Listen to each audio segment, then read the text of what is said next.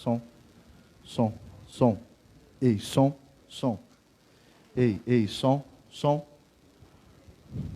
1, 2, som, teste, som.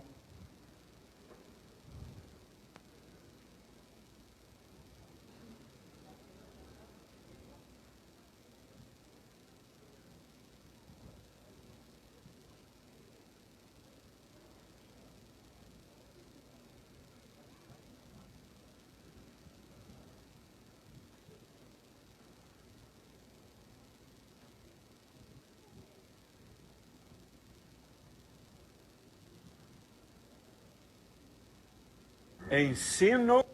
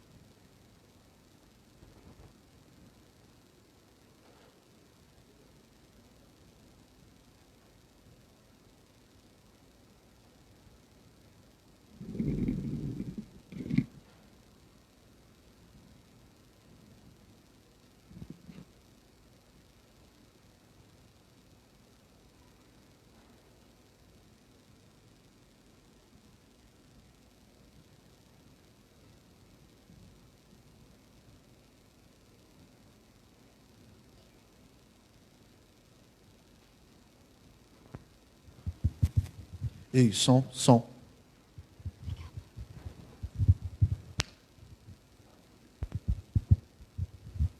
Eu quero saudar a amada igreja na paz do Senhor, amém? Todos sejam bem-vindos. O melhor lugar para estarmos é na casa do Senhor, no dia do Senhor, não é verdade? Que a sua alegria, a minha alegria, a nossa alegria possa ser realmente plena de podermos estar aqui. Então, que todos realmente sintam-se alegres, sintam-se bem em poder estar aqui. Que bom podermos estar aqui. Eu falo assim, são momentos que a gente realmente agradece ao Senhor. Porque como é ruim estarmos impedidos de vir à casa do Senhor. E amados, já estamos aí, no mês de outubro, hoje, dia do médico, dia 15 foi dia do professor, E a gente fazendo uma reflexão e vendo quantos meses nós estamos vivendo aí de pandemia? 7 meses? 7 para 8 meses. E queridos, não vamos nos afrouxar. A gente tem se deparado com N realidades. Hoje mesmo eu lendo um artigo e refletindo e falando, lembrando a febre espanhola lá no ano de 1918, quando teve aquele primeiro surto e depois todo mundo deu aquela controlada e aí alargou, afrouxou as coisas. E quando veio pela segunda vez, foi o quê? Pior não sei quantas vezes. Aonde a pandemia só foi ter controle depois de 2 anos. Amados, vamos cuidar. Vamos cuidar, não vamos afrouxar as rédeas. Não brinque com coisa séria. Não brinque. Eu passei em uma quinzena com o coração apertado, queridos. Aonde minha filha foi acometida novamente por Covid. Amados, foi uma situação delicadíssima. Onde minha filha foi parar até no psiquiatra, vocês querem saber. Ela entrou em pânico e o trem foi terrível. Aonde nós corremos risco também de estarmos contaminados, passamos pelo teste. Laís, espero que ela esteja dormindo lá no quarto separado do Mateus. Se não tiver, eu vou dar um puxão de orelha deles. Queridos, é sério. É muito sério. Tá bom? Então, eu não quero que ninguém, Guiratinga, Estamos vivendo um período difícil aí, política, parece que suspendeu a Covid. Não tem mais Covid, só após dia 15 de novembro. Cuidado, queridos, é sério, e mata. Mata mesmo, tá bom? Queridos, vamos orar? Vamos pedir direcionamento do Senhor? Vamos pedir que o Senhor fale conosco nessa manhã? Coloque a sua vida diante do Senhor nesse momento. O Senhor me conhece, o Senhor te conhece. O Senhor sabe o que está na sua mente e no seu coração, como sabe o que está no meu. Então vamos nos colocar, vamos voltar ao Senhor neste momento. Querido Deus, louvado e exaltado seja o teu nome. Nós te rendemos graças, ó Deus, por tudo que tu és.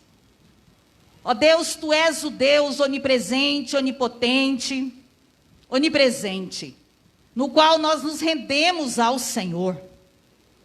Louvado e exaltado seja o teu nome para todo sempre.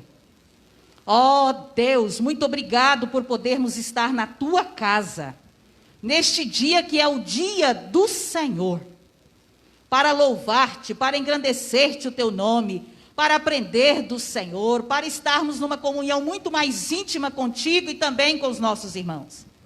Ó Senhor, eu coloco a minha vida e a vida de cada um que adentrou a tua casa nesta manhã. E queremos, ó Deus, colocar também todos os nossos irmãos que estão nos acompanhando, ó Deus, pelas redes sociais também. Visita-nos, ó Deus.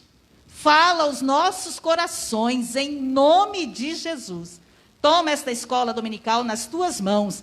Toma cada aluno, cada professor diante do Senhor. Fala, Senhor, aos nossos corações. E edifica-nos, ó Deus, para a honra e glória do teu nome. Em nome de Jesus, que oramos e agradecemos. Amém.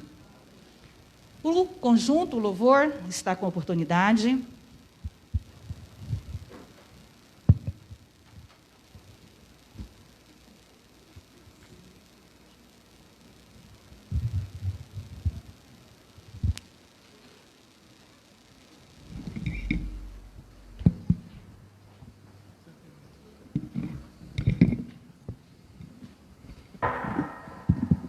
Bom dia, irmãos.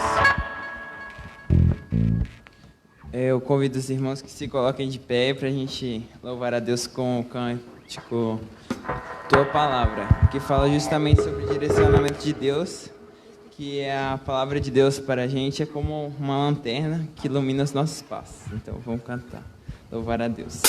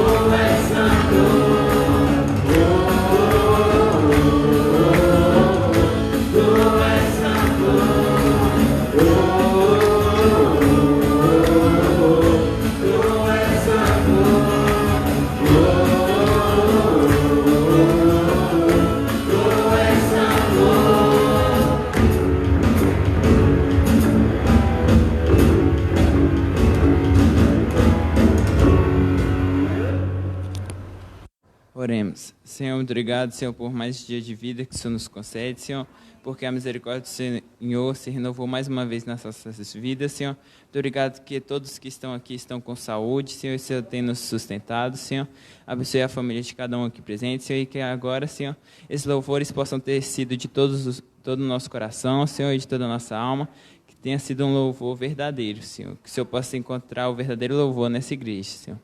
Abençoe, Senhor, a mensagem logo mais, Senhor, que será ministrado pelo Mateus, Senhor, que o Senhor possa estar instrumentalizando a vida dele, Senhor, e que tudo que ele venha falar seja bênção em nossas vidas e esteja de acordo com a tua palavra, Senhor.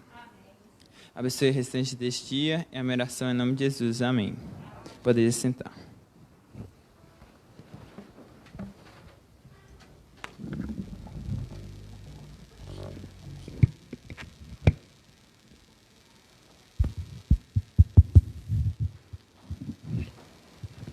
Eu quero pedir desculpas, né, que eu não cumprimentei os nossos irmãos, amigos, que estão nos acompanhando através das redes sociais. Né? Sinta-se cumprimentado também, né? Um bom dia a todos, que Deus esteja assim abençoando a vida de cada um que está nos acompanhando. Queridos, como eu disse, né, dia 15 de outubro, comemorou-se, lembrou-se de uma data muito importante. Eu que trabalhei na educação, fui professora durante 28 anos, né, eu sei o tanto que é importante a função de um educador. E, de forma especial, eu, assim, digo, você que é professor da melhor escola, que é a escola dominical, que privilégio, né, queridos? Você poder ensinar, poder compartilhar um pouquinho do que é a palavra do Senhor, ensinar esta palavra. Então, isto é dádiva do Senhor. E eu quero dizer que você já parou para pensar que você, pai, você, mãe, são os primeiros professores e a base do modelo educacional que os outros seguirão? Você já parou para pensar nisso? Então, eu quero aqui abrir parênteses também para você, pai, mãe. Ei, pai, ei, mãe. Ainda vou um pouquinho mais além. Ei, avô. Ei, avó. Né? Vocês são os primeiros e a base do modelo educacional que outros seguirão. O próprio Deus nos ensinou isso. Né? Então, queridos, é muito sério. O que você, ainda, com seus filhos menores, mesmo com cabeça branca, né? A gente ainda, como pai e mãe, ensina aos nossos filhos. Eu vejo Geraldo que não tem pai nem mãe mais, eu acredito que aqueles que também não têm mais, em determinados momentos sente falta. Ai, se meu pai tivesse aqui o conselho dele, aquele colo, o que ele estaria me orientando se fôssemos fazer isso? Não é verdade? Né? A sua mãe, quantos ensinamentos, né? Que você leva para o túmulo. Então, queridos, ensinarás a voar, mas não voarão o teu voo. Ensinarás a sonhar, mas não sonharão o teu sonho. Ensinarás a viver, mas não viverão a tua vida.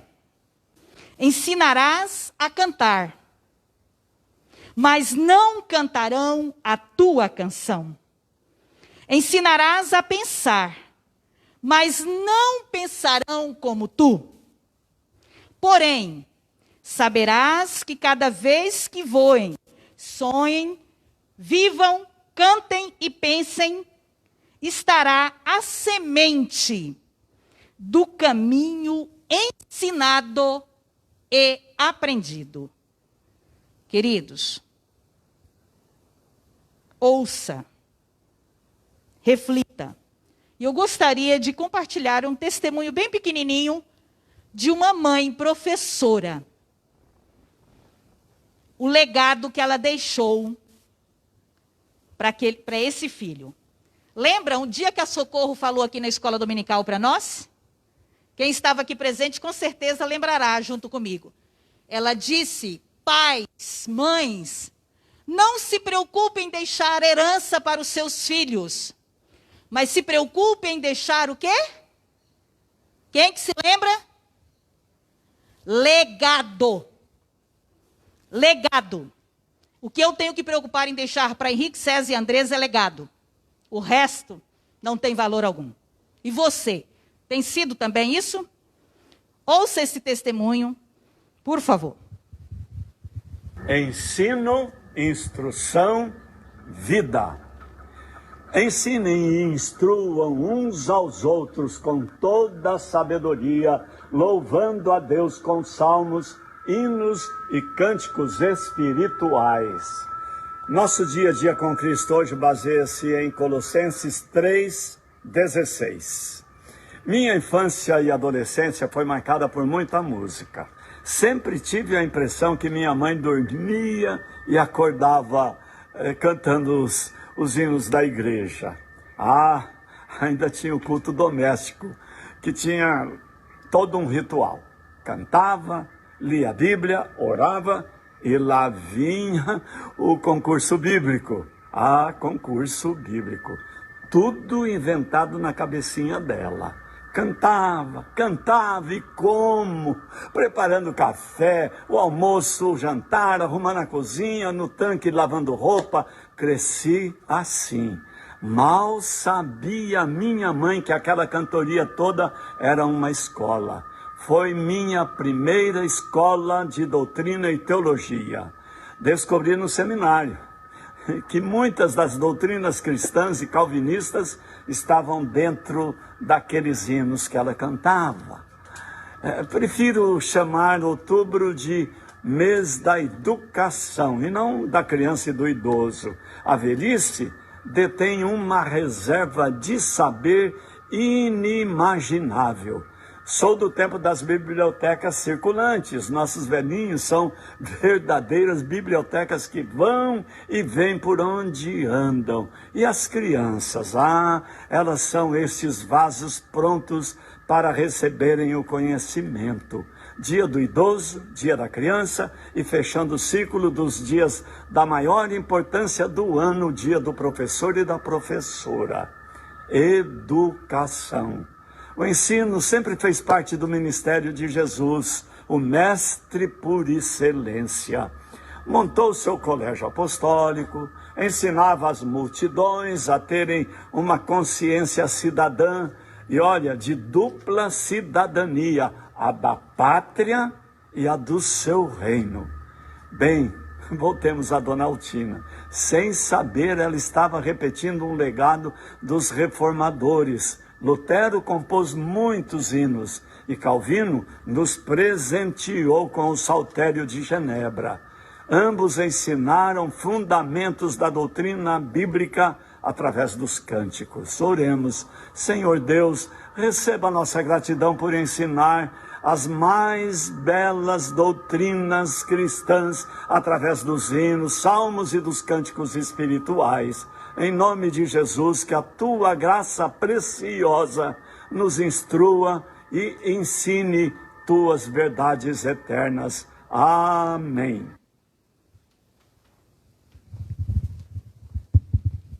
Amém, queridos?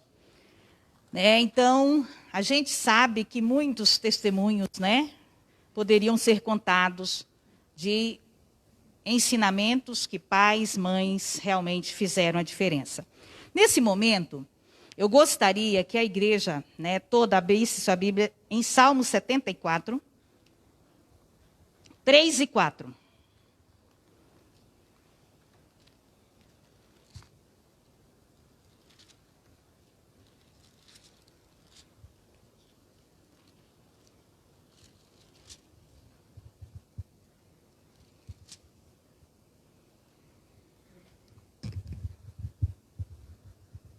Vamos ler juntos?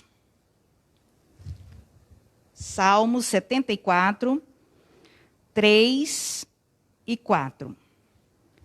Depois a gente vai ler Romanos 12, 7. Vamos lá?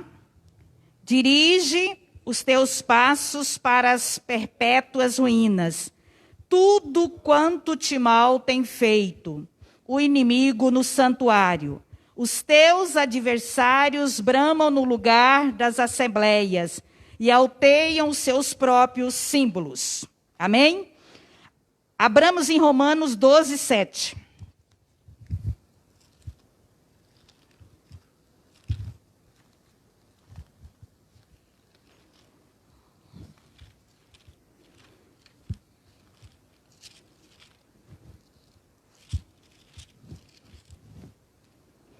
Cadê o Romanos? Sumiu.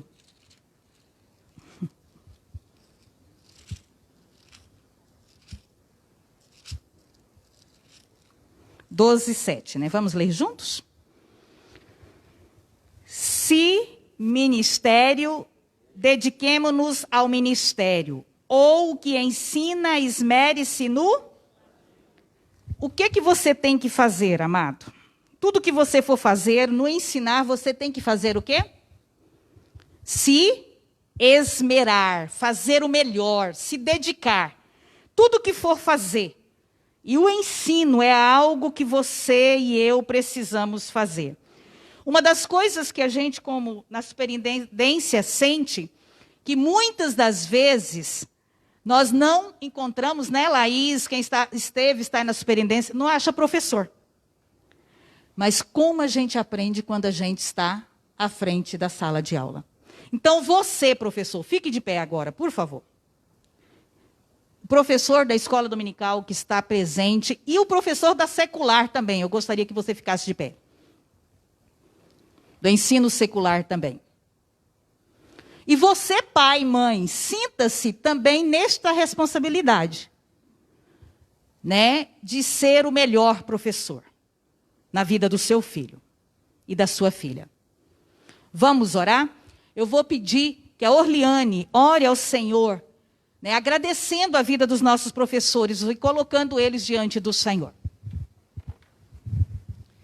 Senhor, nós te louvamos, meu Deus, pelo privilégio que temos de ser usados como instrumentos para transmitir a tua palavra.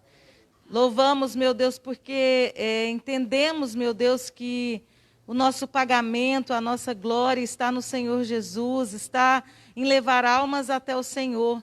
Ó Deus, e nós te pedimos que o Senhor nos dê a consciência exata do quão grande é esse ministério, do quão zeloso deve ser a nossa vida, o nosso cuidado em preparar as nossas lições.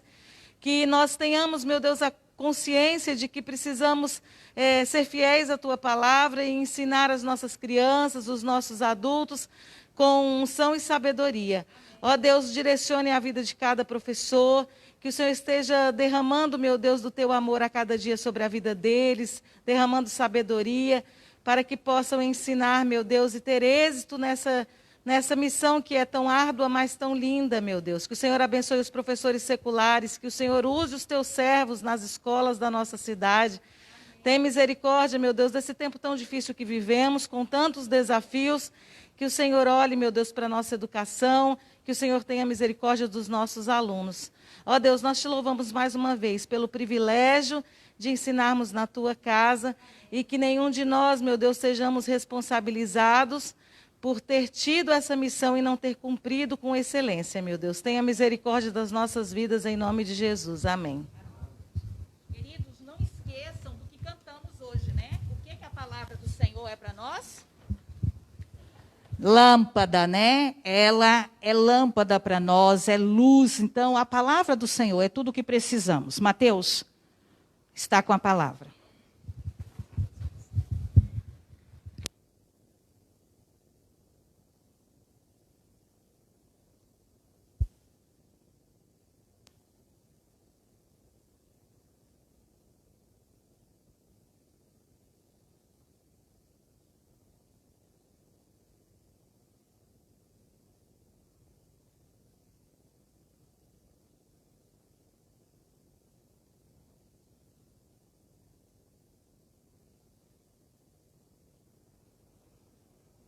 som, som. Alô, som, som. Bom dia, meus irmãos. Graça e paz, amém? Hoje eu vou fazer essa aula um pouco diferente. Mudei o microfone. Vai ser o microfone auricular. Tem 2 semanas que a Gabi tem me orientado a usar esse microfone e hoje, pela graça de Deus, eu me lembrei e vou estar fazendo esse teste. Se der certo, vou agradecer primeiramente ao Senhor e pela inteligência que o Senhor deu a Gabi de me dar essa orientação. Acredito que vai ser um pouco melhor, porque eu vou ficar com as mãos mais livres para poder mexer com o meu material. Meus irmãos, nós estamos estudando neste mês de outubro uma série de estudos cujo tema é o passo a passo. As crianças, esqueci das crianças. As crianças, por favor, podem se dirigir ao pátio. Enquanto as crianças estão indo ao pátio, quero relembrar que nós estamos estudando nesse mês de outubro um tema que está relacionado à reforma protestante. A nossa temática nesse mês é o passo a passo da reforma. Em nossa primeira aula, nós vimos a respeito da decadência da igreja e a pré-reforma. Na semana passada, tivemos a oportunidade de vermos um pouco sobre alguns fatores que foram determinantes para que a reforma fosse realizada, como também algumas contribuições históricas que somaram para que a reforma acontecesse em 1517, na verdade, tivesse seu início em 1517, com Martinho Lutero, que é o cisne reformador, que choca o ovo da reforma e nasce o galo de briga, que é a reforma luterana. E Martinho Lutero, ele vai ser esse homem usado por Deus, e a gente teve a oportunidade na semana passada de estudar um pouco a respeito da biografia de Martinho Lutero. Hoje, o tema da nossa aula será, além das 95 teses, o luteranismo, a diferença do luteranismo para o movimento reformado. Eu convido os irmãos a estarem abrindo a palavra do Senhor no texto, que será o nosso ponto de partida.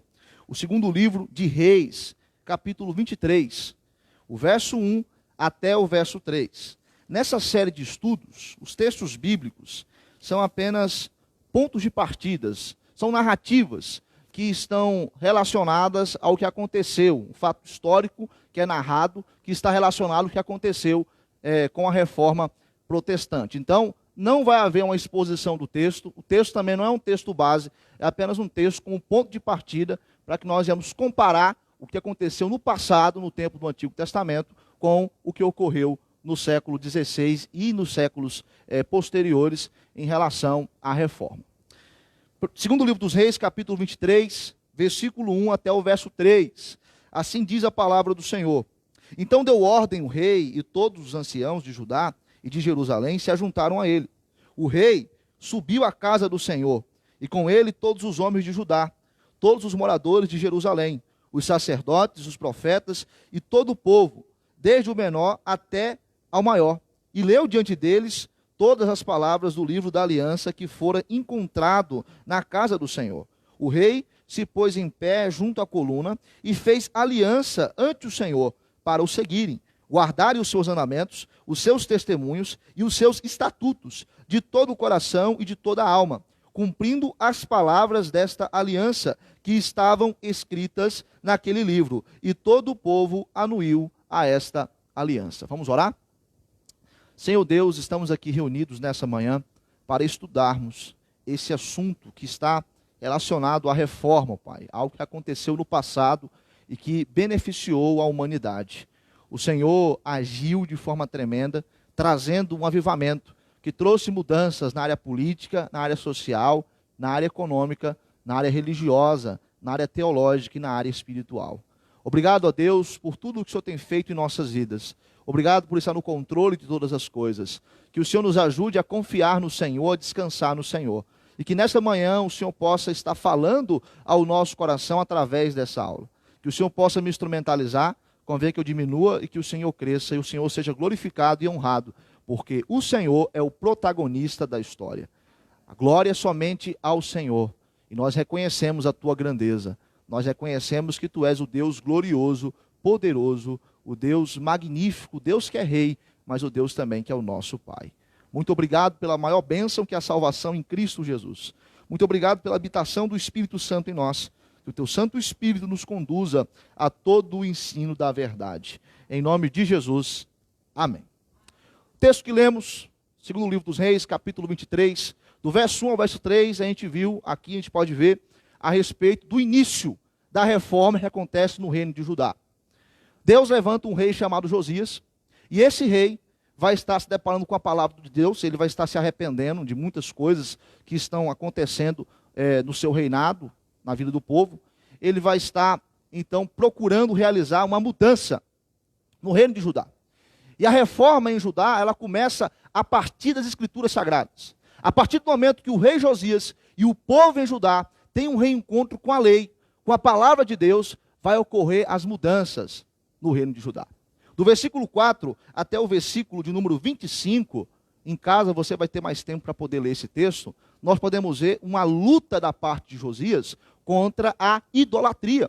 Josias vai estar destruindo o paganismo que cercava Judá. Ele vai estar fazendo uma reforma abrangente, ele vai estar tirando os altos que estão presentes desde a época de Salomão, ali em Jerusalém, como também na cidade de Samaria. Ele faz uma reforma que não se limita apenas ao território do reino de Judá, mas uma reforma que vai estar pegando um pouco no território que pertencera ao reino do norte, que foi cativo pelo Império Assírio. Esse homem, Josias, é o homem de Deus no passado, 300 anos antes da sua vinda, da sua existência, profetizou acerca dele, e ele pôde então estar acabando com o sacerdócio ilegítimo que foi instaurado por Jeroboão, no período em que o reino foi dividido em reino do norte e em reino do sul. Ele acaba com esse sacerdócio, ele tira a casa de prostituição cultual que estava dentro do templo, e no seu reinado também é realizado uma celebração da Páscoa. Eu peço que o Wagner leia o versículo 22. Olha só o comentário que o autor do segundo livro dos Reis faz a respeito da celebração da Páscoa na reforma de Josias. Porque nunca se celebrou tal Páscoa como esta desde os dias dos juízes que julgaram Israel, nem durante os dias dos reis de Israel, nem nos dias dos reis de Judá. Então olha só, a reforma que foi realizada em Judá, ela foi tão impactante que o povo pôde celebrar uma Páscoa de acordo com a palavra de Deus. E essa Páscoa, ela foi tão profunda, ela foi tão vivida, que ela supera todas as celebrações de Páscoa que teve na época dos juízes, na época de Samuel, por exemplo.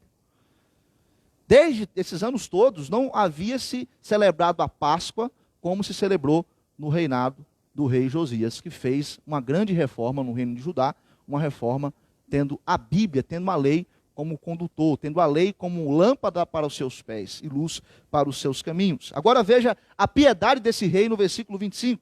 Leia para nós, Wagner. Antes dele não houve rei que lhe fosse semelhante, que se convertesse ao Senhor de todo o seu coração e de toda a sua alma e de todas as suas forças, segundo toda a lei de Moisés. E depois dele nunca se levantou outro igual. Então olha só, a piedade desse rei. Era um rei diferenciado, porque era um rei que deixava com que a sua vida fosse conduzido pela palavra de Deus, pela lei do Senhor. Mas não foi somente ele um reformador no reino de Judá. Houve outros reis que fizeram reformas importantes no reino de Judá. Dentre eles se destaca o rei Ezequias, que também realizou reformas. E a reforma que Josias realiza é uma reforma mais abrangente, porém a gente não pode desconsiderar as demais reformas que foram feitas no reino de Judá. E assim como no reino de Judá foram feitas reformas por outros reformadores, no século XVI, na reforma protestante, irá ter outros reformadores, além de Martinho Lutero, que também vão trabalhar engajados para que a reforma venha a ser realizada. Assim como no reino de Judá houve uma reforma que não se limitou àquele território, e se expandiu para outros territórios, assim também no século XVI. A reforma, ela não se limitou apenas à Alemanha. Ela se expandiu para a Europa, ou melhor, ela se expandiu para o mundo. A nossa tendência, muitas vezes, em estar lidando com esse assunto da reforma, é limitar, reduzir esse assunto a uma pessoa e a uma data específica. Quando se fala de reforma protestante, o que vem à nossa mente? 31 de outubro de 1517. Eu já sei sobre isso. Martinho Lutero, 95 teses, pronto, e acabou. É muito simplista a gente fazer isso. A reforma protestante vai além das 95 teses. A reforma protestante ela vai além de Lutero. Lutero ele é apenas o homem usado por Deus para dar o pontapé inicial na reforma.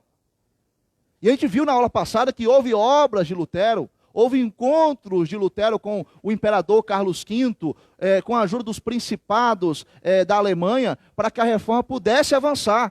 Então não é um passe de mágica, colou 95 teses, pã, no outro dia a reforma aconteceu. Não é isso.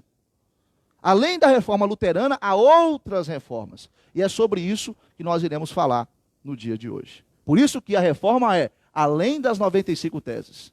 E nós vamos estar agora vendo a respeito da reforma e também dos reformadores. Por quê? Porque o movimento reformado é um movimento multifacetário, ou seja, há várias facetas, há várias reformas que são realizadas no decorrer da Europa.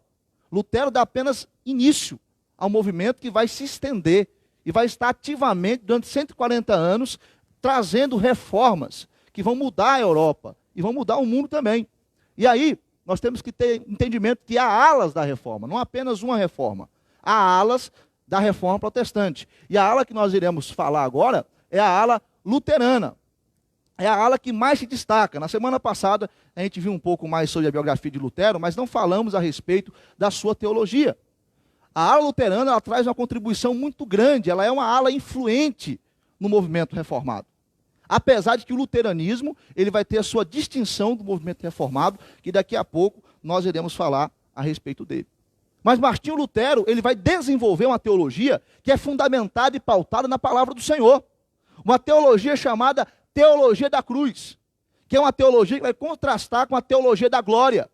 O que é essa teologia da cruz? A teologia da cruz que Martinho Lutero vai estar desenvolvendo de uma forma mais sistemática, apesar de ele não ter feito uma teologia sistemática, mas ele vai desenvolver um argumento a respeito dessa teologia para contrastar com a teologia católica, que é a teologia da glória. Essa teologia consiste na ideia de que todos nós somos pecadores. Todos nós nascemos em pecado. E é nós que deveríamos estar na cruz do Calvário no lugar de Cristo, pelo horror e pela vergonha do pecado. Mas Cristo assume o nosso lugar. E Ele paga um alto preço por nós. E esse alto preço que Cristo paga por nós nos justifica diante de Deus e nos reconcilia com o Senhor. Porque nascemos nessa condição de pecadores, inimigos de Deus, filhos da ira. Então o pecado não está ligado somente àquilo que eu faço. O pecado está ligado ao meu ser. Eu vou nascer como um pecador. A gente nasce como um pecador, como pecadores, mortos em nossos delitos e pecados. É isso que Lutero acaba desenvolvendo com essa teologia da cruz, fundamentada e pautada na palavra de Deus. A teologia da glória, que era a teologia católica romana, era uma teologia que consistia em dizer que o homem ele pode conhecer Deus através da especulação filosófica e através de uma racionalidade. E outra coisa, o homem não é totalmente caído, então ele pode cooperar com a graça de Deus. Ele pode cooperar com a justiça de Deus. Essa teologia da glória vai influenciar na compra de indulgências. Por quê?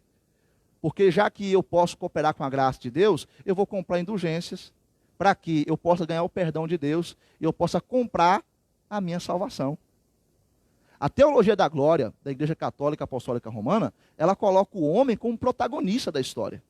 A teologia da cruz de Martinho Lutero, na verdade não é nem de Martinho Lutero, a teologia da cruz bíblica, ela coloca Cristo como protagonista. Então Jesus é aquele que assume o nosso lugar na cruz do Calvário. Jesus é aquele que assume o nosso lugar na cruz. Ele toma sobre si o peso das nossas enfermidades e dos nossos pecados. E Lutero, ele vai estar desenvolvendo essa teologia com a observação de 1 Coríntios, capítulo 1, versículo 18 e versículo 19. Eu peço que o Wagner esteja lendo para a gente, 1 Coríntios, capítulo 1, versículo 18 e versículo 19. Os irmãos também podem acompanhar. Certamente a palavra da cruz é loucura para os que se perdem, mas para nós que somos salvos, poder de Deus. Pois está escrito: destruirei a sabedoria dos sábios e aniquilarei a inteligência dos instruídos.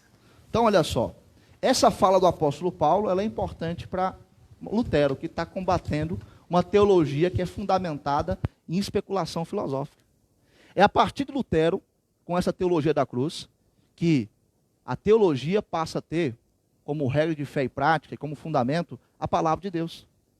Lutero vai desenvolver uma teologia que está totalmente ligada à palavra do Senhor e não a uma especulação filosófica. Ele diz aos seus discípulos: recomendo que deixais de lado a especulação e quero que essa regra seja assumida depois da minha morte. Em outra ocasião ele diz: preguem apenas isto, a sabedoria da cruz. É isso que Martinho Lutero fala para os seus discípulos e é essa contribuição que ele deixa com a teologia da cruz. Um outro fator teológico que vai estar também trazendo uma contribuição da parte de Martinho Lutero é a compreensão de 1 Pedro, capítulo 2, versículo 5. Abramos lá, 1 Pedro, capítulo 2, versículo de número 5.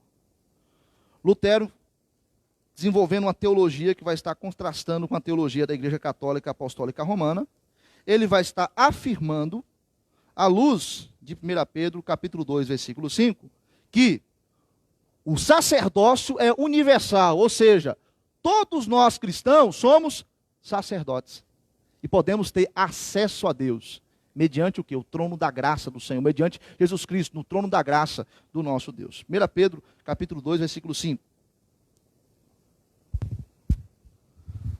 Ouvi, meus amados irmãos, não escolheu Deus os que para o mundo são pobres, para serem ricos em fé e herdeiros do reino que ele prometeu aos que amam? 1 Pedro 2, versículo 9, Wagner, lê para nós esse versículo. Desculpa aí. Versículo qual? Pode ser o versículo 9. 9. Isso. Vós, porém, sois raça eleita, sacerdócio real, nação santa, povo de propriedade exclusiva de Deus, a fim de proclamardes as virtudes daquele que vos chamou das trevas para a sua maravilhosa luz. Então, com base nesse texto, Martinho Lutero vai dizer, olha, para falar com Deus, para se relacionar com Deus, nós não precisamos de um sacerdote intermediário. Nós podemos falar com Deus através de quem? De Jesus Cristo. Porque Jesus é o único caminho, a verdade e a vida. Abrindo parênteses, é por isso que nós oramos em nome de Jesus. Toda a nossa oração é em nome de Jesus. Nós oramos ao Pai em nome de Jesus, porque Jesus é o nosso mediador. Ele que faz a mediação com o Pai. E nós podemos ser o quê? Sacerdotes, podemos nos aproximar diante do trono da graça de Deus, e o autor de Hebreus vai trabalhar muito bem isso, para que assim venhamos adorar o Senhor e apresentar as nossas petições diante do nosso Deus. Então Lutero vai até dizer que todo sapateiro pode ser sacerdote de Deus, porque o sacerdócio é universal. Todos os cristãos, todos aqueles que têm a Cristo como Senhor e Salvador, podem ter um relacionamento com o Senhor. Outra contribuição de Martinho Lutero é o combate aos 7 sacramentos da Igreja Católica Apostólica Romana. Até hoje, a Igreja Católica Apostólica Romana cumpre esses 7 sacramentos. Se começa no nascimento com o batismo e termina com a extrema unção. Lutero vai dizer o seguinte, que à luz da palavra de Deus, existem 2 sacramentos. O batismo e a ceia, entre parênteses o pão. Por quê? Porque na Idade Média, quando ia servir-se a Eucaristia, a ceia, na Igreja Católica Apostólica Romana, e até algumas igrejas católicas apostólicas romanas são assim, dava-se apenas a hóstia e não dava o quê? O cálice. Hoje em dia já molha já a hóstia no cálice e entrega para o fiel, entre aspas, para que ele possa participar daquele momento. Martinho Lutero vai criticar isso, a Igreja Católica faz, em estar separando o cálice apenas para o clero e não estar dando ao povo, aos leigos, que eles chamam, o cálice também para que eles possam participar da ceia. E ele vai enfatizar, sacramento, ordenança do Senhor Jesus é apenas 2, é o batismo e a ceia. A Igreja Católica Apostólica Romana, hoje em dia, ela considera o casamento como um sacramento, ela considera a extrema-unção, como já foi falado, como um sacramento. E eu quero abrir um parênteses e dizer aqui, meus irmãos, que igreja não faz casamento. Pastor não faz casamento. Quem casa é o Estado. Por quê? Porque casamento não é sacramento. Ah, mas as cerimônias são realizadas no acampamento aqui na igreja. São cerimônias onde vai estar cultuando, adorando o Senhor, pela união daquele casal. Mas não foi o pastor e não foi a igreja presbiteriana que casou fulano. É o Estado que ajudou o fulano a iniciar o matrimônio. Até vou mudar, porque contrair matrimônio está ficando meio estranho. Então, ajudou a iniciar o matrimônio. E adorou e louvou ao nosso Deus naquele instante, naquele turno. Então, igreja não casa ninguém.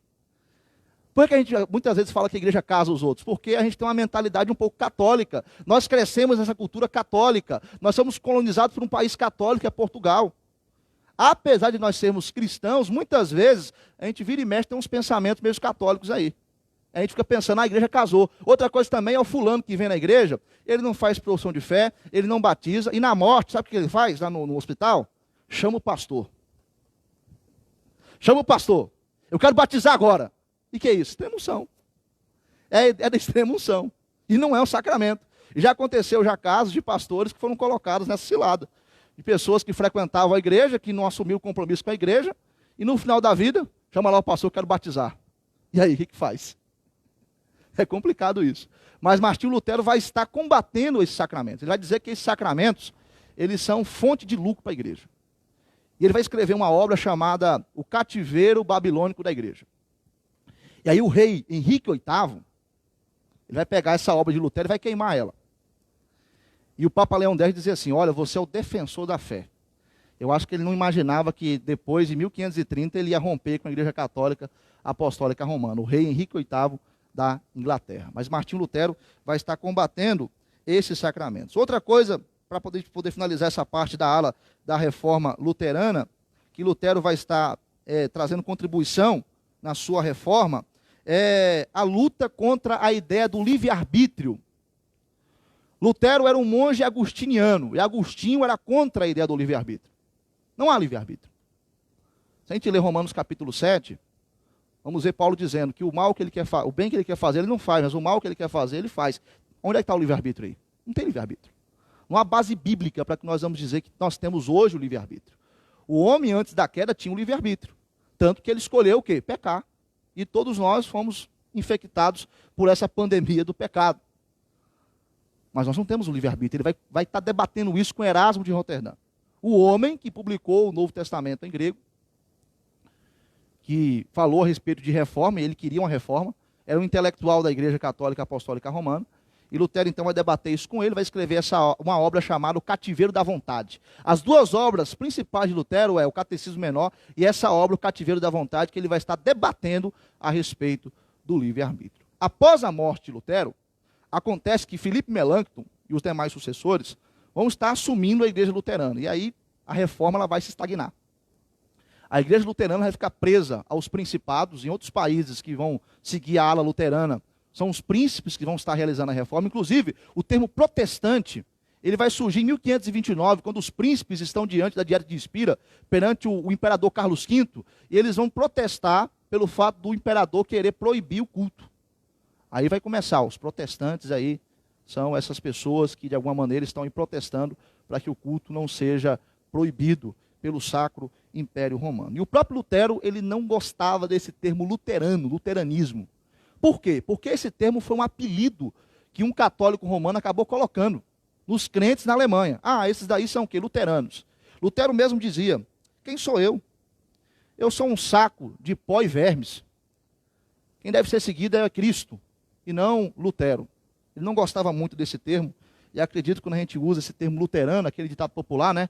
Acho que Lutero fica virando no túmulo, de tanta raiva, tanto desgosto que ele tinha desse termo quando foi utilizado. Infelizmente, ainda com vida, ele ainda pôde ouvir pessoas falando a respeito da igreja luterana. Tanto que lá na Alemanha, não tem a igreja luterana como igreja luterana, é a igreja evangélica da Alemanha. Porque esse termo luterano, Martinho Lutero, ele não concordava com ele. Como eu disse, com Felipe Melanchthon, a reforma ela vai se estagnar. O luteranismo ele não vai conseguir fazer uma ruptura tão grande com a Igreja Católica Apostólica Romana. Alguns resquícios do catolicismo vão ficar no luteranismo. E acontece que, apesar dessas questões, o luteranismo ele trouxe alguns benefícios, trouxe algumas contribuições, tanto que é uma ala influente. A segunda ala da reforma é a ala anglicana. Olha aí, esse é o rei Henrique VIII, aquele que queimou o livro do Lutero e foi chamado pelo Papa de o defensor da fé. Pois é. A Igreja Católica Apostólica Romana, ela acusou Lutero de ter feito a reforma porque ele queria casar. E não foi isso, a gente sabe muito bem que não era essa a questão. Quem vai estar realizando uma reforma por conta de casamento e não para iniciar um matrimônio, mas para poder o quê? Acabar com o matrimônio, para ter um divórcio, é esse homem aí. É o rei Henrique VIII. Ele queria se separar da rainha Catarina de Aragão, que era uma espanhola, católica, porque ela não estava conseguindo dar o filho homem para ele, que ele tanto queria, o descendente que ia assumir a coroa inglesa. E ela já tinha sido casada com o irmão dele.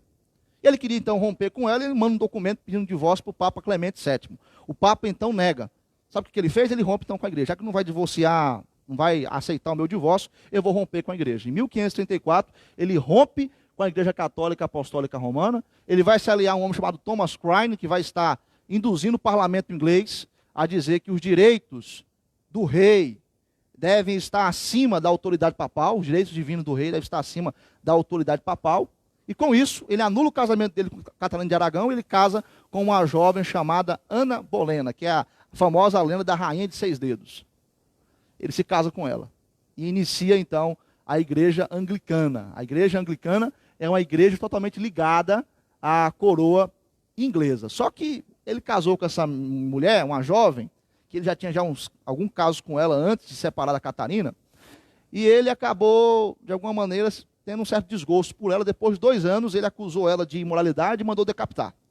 Aí ele casou com outras mulheres. Quanto mais ele ia casando com outras mulheres, os humores dele em relação à teologia da igreja, em relação à liberdade da igreja, ia mudando.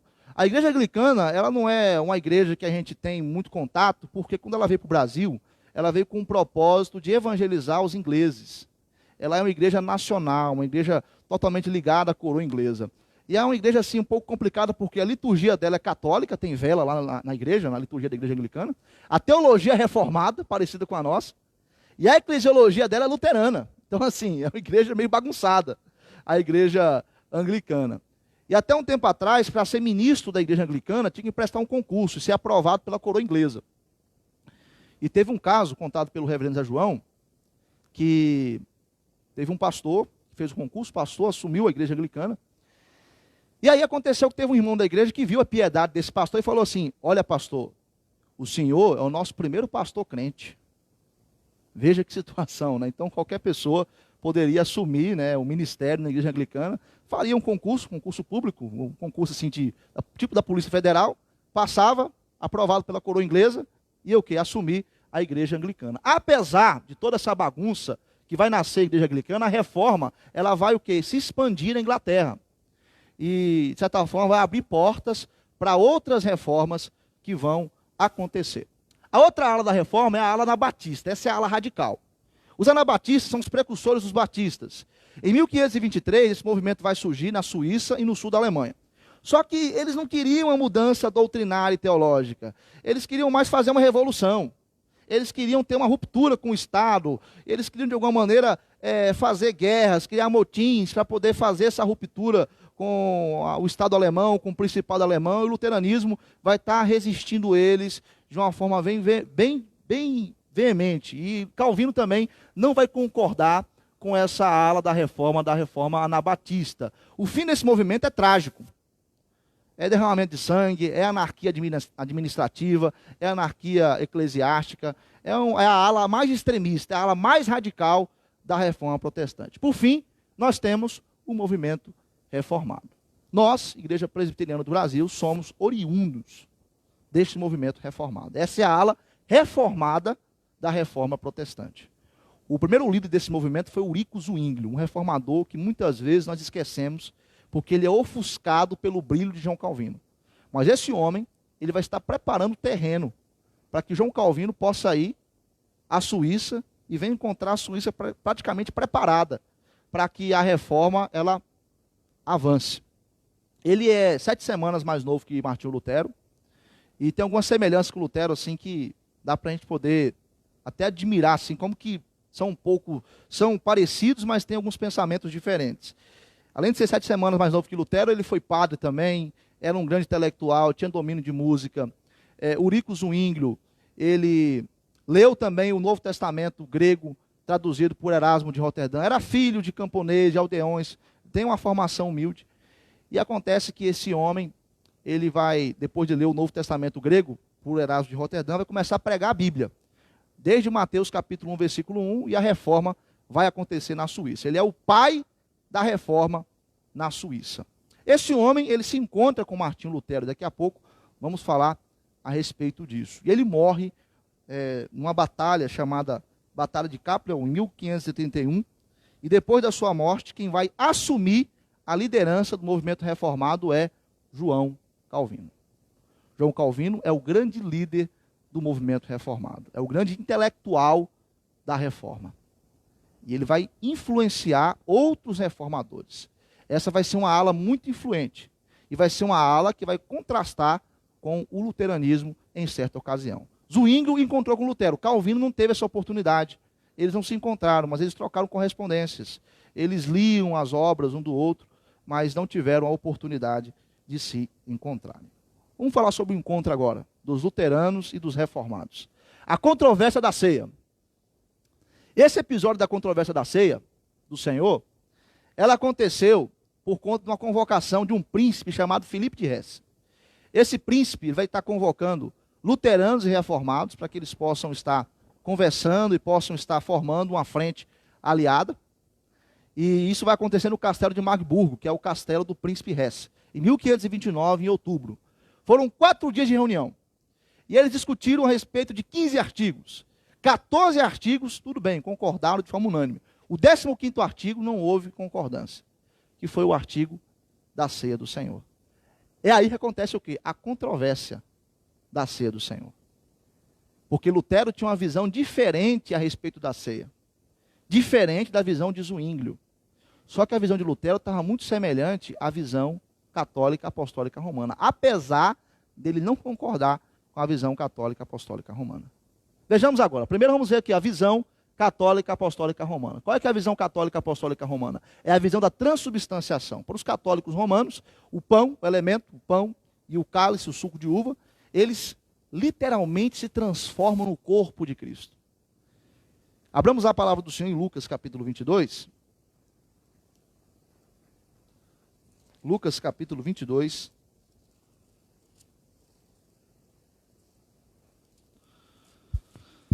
O versículo... Deixa eu ver aqui. Lucas 22. Versículo 19. Assim diz a palavra do Senhor. E tomando o pão, tendo dado graças, o partiu e lhes deu, dizendo: Isto é o meu corpo, oferecido por vós. Fazei isto em memória de mim. Versículo 20. Semelhantemente, depois de cear, tomou o cálice, dizendo: Este é o cálice da nova aliança, do meu sangue derramado em favor de vós.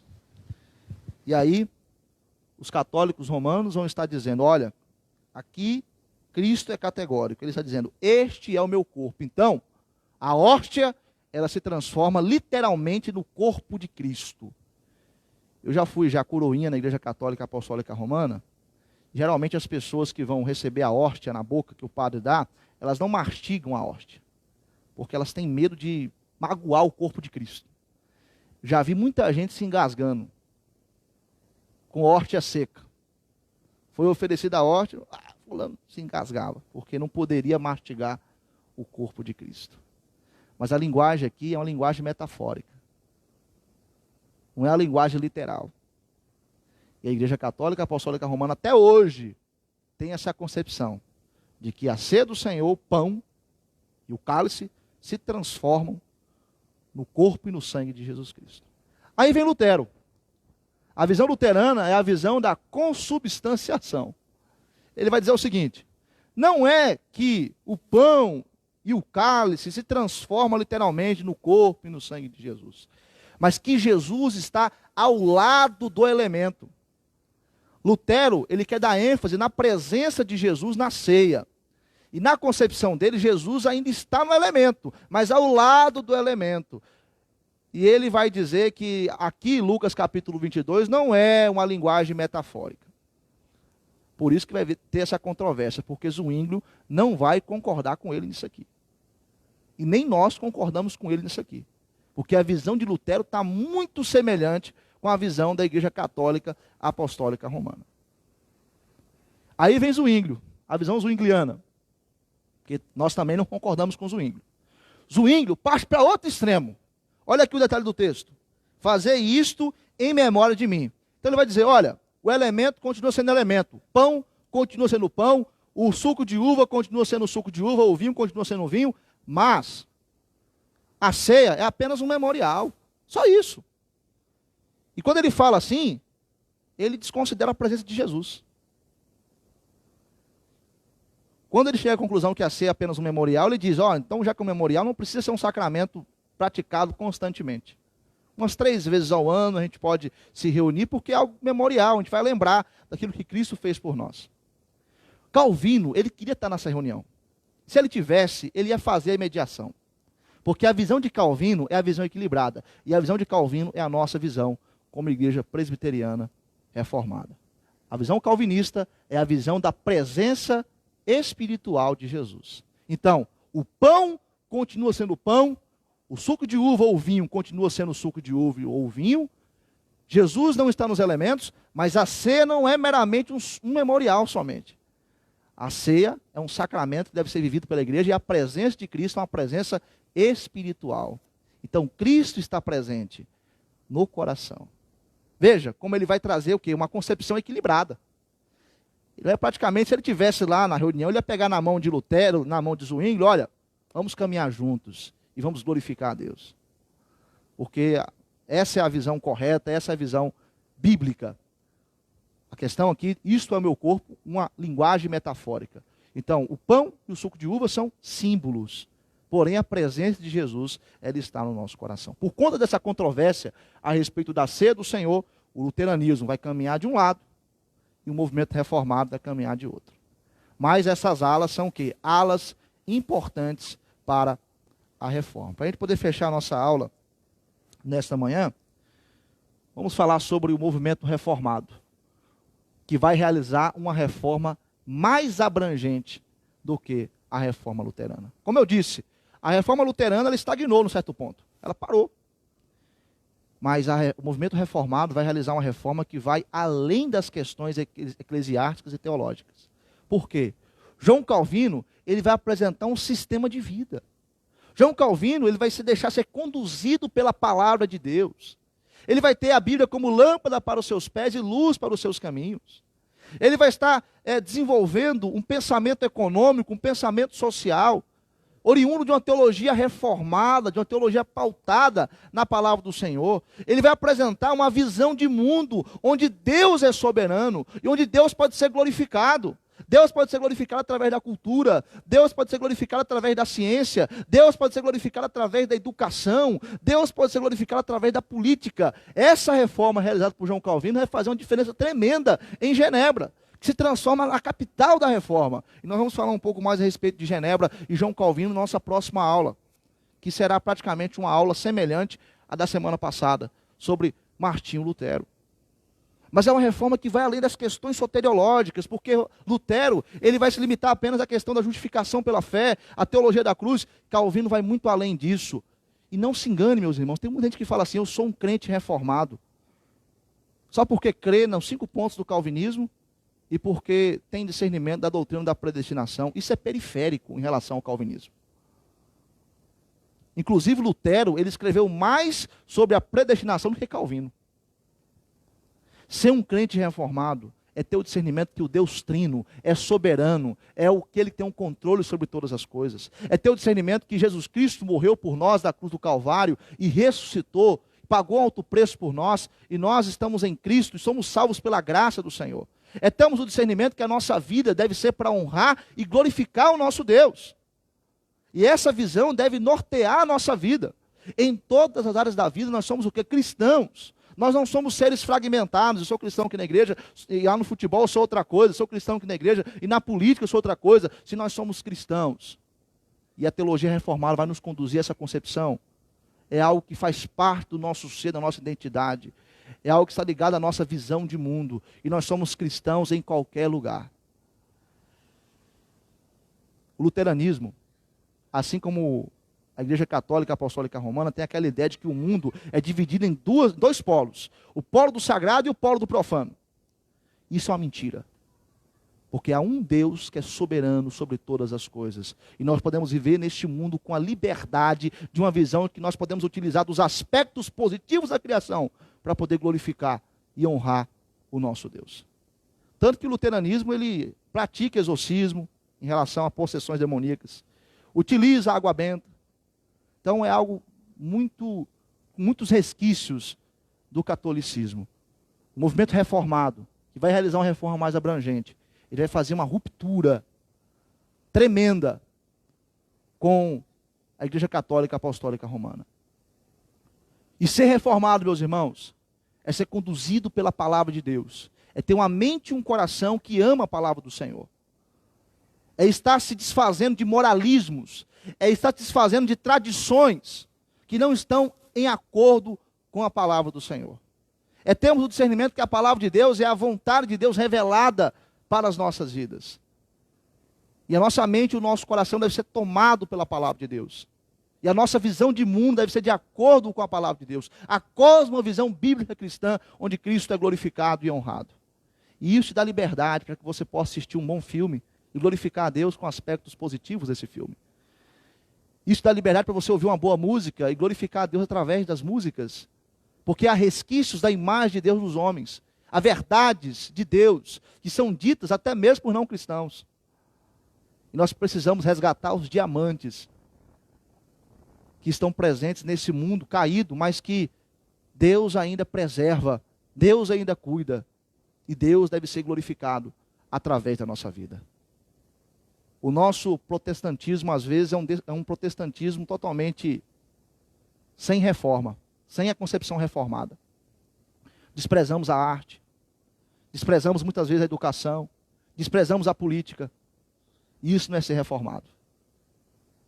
E sempre queremos limitar. Reformado quem conhece a doutrina da predestinação. Reformado é quem sabe os 5 pontos do calvinismo. 5 pontos do calvinismo, nem Calvino fez 5 pontos. Foram os discípulos de Calvino que estiveram desenvolvendo os 5 pontos do calvinismo. E a obra de João Calvino é uma obra pautada na palavra de Deus, que vai trazer um benefício para a história da humanidade. Todos os países que aderiram à ala reformada evoluíram. Os Estados Unidos da América é um país exemplo, modelo, que foi colonizado por protestantes reformados. A Irlanda do Norte e a Irlanda do Sul, a diferença entre as Irlandas é assim, algo discrepante, assim, algo extraordinário. A Irlanda do Norte, reformada no passado, país rico, com uma boa política social e econômica, boa teologia. A Irlanda do Sul, país católico, país pobre, miserável, dependente da Irlanda do Norte. Então, a partir do momento que a gente tem um discernimento que a Bíblia deve ser o condutor da nossa vida, e é isso que a reforma vai trazer para nós como legado, como princípio, nós temos a maravilha de termos o discernimento de viver para glorificar a Deus e cumprir a vontade do Senhor enquanto aqui vivemos. Para encerrar nossa aula, meus irmãos, hoje nós vimos sobre as alas da reforma. Então, a reforma protestante, ela não se limita a Lutero, não se limita apenas às 95 teses, ela é além das 95 teses. Há várias alas dessa reforma. A controvérsia da ceia separa luteranos e reformados, mas são alas importantes que vão trazer influências para os demais movimentos. E o movimento reformado, a teologia de João Calvino, as ideias de João Calvino, um homem usado e levantado por Deus, vai fazer a diferença na história da humanidade, como tem feito nos dias de hoje. Basta nós termos o discernimento que é preciso termos uma visão de mundo pautada na palavra de Deus. E esse é o nosso legado. Infelizmente, no reino de Judá, os filhos de Josias não seguiram o legado do pai. Nós somos herdeiros dessa reforma. E eu pergunto aos irmãos, nós temos seguido esse legado? A nossa visão de mundo está de acordo com a palavra de Deus? Ou nós estamos fundamentando a nossa visão em questões filosóficas, ideológicas, moralistas, tradicionais? Eu espero que a Bíblia seja para mim e para você lâmpada para os nossos pés e luz para os nossos caminhos. Que a Bíblia seja o nosso condutor, para que nós não venhamos acrescentar e nem subtrair o que está presente na palavra do Senhor. Um dos princípios da reforma é continuar se reformando. Então, faça rupturas. Faça uma autoavaliação. Esse pensamento que tenho, essa posição que tenho, será que é uma posição bíblica? É apenas uma posição tradicional, cultural, ideológica ou de alguma influência filosófica? Pense sobre isso. Deixe a Bíblia te conduzir, para que você possa glorificar e honrar o Senhor. Se reforme a cada dia mais. Amém? Vamos orar? Vamos nos colocar de pé? Semana que vem nós iremos encerrar essa série de estudos, falando sobre o reformador de Genebra, João Calvino, vida e obra. A biografia de João Calvino, vamos falar um pouco a respeito da obra de João Calvino e um pouco sobre a teologia calvinista ou teologia reformada. João Calvino, assim como Lutero, não concordava com o termo calvinista, porque o luteranismo foi um apelido de um católico, o calvinismo foi um apelido de um luterano, que não gostava da teologia reformada e acabou apelidando os reformados de calvinistas. Quando o Calvino morreu, ele pediu para que não fosse identificado o seu túmulo, para que não houvesse o endeusamento da sua pessoa, porque ele foi uma pessoa que fez tanta diferença que quem estava ao redor dele começava de alguma maneira a idolatrá-lo. E ele é apenas o que? Um homem, pecador como nós, mas que foi abençoado e usado por Deus. E nós podemos fazer diferença hoje em dia, homens e mulheres que amam a palavra de Deus, que buscam, que cumprem, que ensinam a palavra de Deus, assim como Esdras, que nós possamos fazer diferença na nossa casa, no nosso trabalho, aonde formos, que nós venhamos viver com um propósito de glorificar e de honrar o nosso Deus.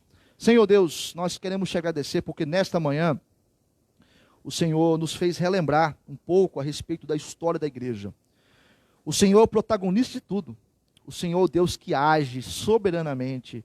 O Senhor é o Deus que tem um controle sobre todas as coisas. Obrigado, meu Pai, pelas reformas que foram realizadas no passado. Obrigado a Deus pelos reformadores, homens de Deus, que foram usados para fazer a diferença na Europa e no mundo. Obrigado porque hoje estamos aqui como igreja presbiteriana, tendo a oportunidade de termos o discernimento da nossa identidade. Somos oriundos, ó Pai, dessa ala reformada. O Senhor, Deus, tem guiado a história da nossa igreja e a história da sua igreja. E o Senhor tem nos livrado de todo mal e tem nos conduzido cada vez mais a buscarmos a palavra do Senhor. Que a palavra de Deus, ó Pai, que a sua palavra, que a Escritura Sagrada possa nos conceder uma boa visão social, uma boa visão econômica, uma boa visão política, possa nos influenciar em todas as áreas da vida. Que de fato venhamos, ó Deus, crer e praticar a tua palavra, para que o Senhor seja glorificado através das nossas vidas. Que nós não sejamos cristãos teóricos, que nós não sejamos reformados soberbos, que conhecem uma teologia, que conhecem, ó Pai, as verdades da palavra do Senhor, que conhecem a doutrina da predestinação, dos 5 pontos do calvinismo, e assim, de alguma maneira, venha querer se sobressair em vista de outras pessoas, de outros cristãos que não têm conhecimento dessas verdades. Que nós venhamos amar o nosso próximo. Que nós venhamos, ó Pai, lutar pela unidade da igreja a cada dia mais, Senhor, em nome de Jesus. Nos livre, ó Pai, de todo mal e nos ajude a cada dia mais a termos o discernimento que a nossa vida é para glorificar e honrar o Senhor, que nós carecemos e necessitamos do Senhor. Muito obrigado, meu Pai, por tudo que o Senhor tem feito em nossas vidas. Que o Senhor nos abençoe no decorrer deste dia, que o Senhor nos livre de todo mal e nos prepare para que logo mais à noite possamos estar aqui reunidos para glorificar e honrar e cultuar o Senhor às 19 horas. Assim, ó Pai, eu peço que o Senhor esteja nos concedendo um bom domingo, em nome de Jesus. Amém. Os irmãos podem se assentar, e nesse instante eu vou me despedir de você que nos acompanhou pelas redes sociais. Que Deus esteja te abençoando, te fortalecendo a cada dia mais, e às 19 horas nós estaremos aqui reunidos para o culto. Meus irmãos,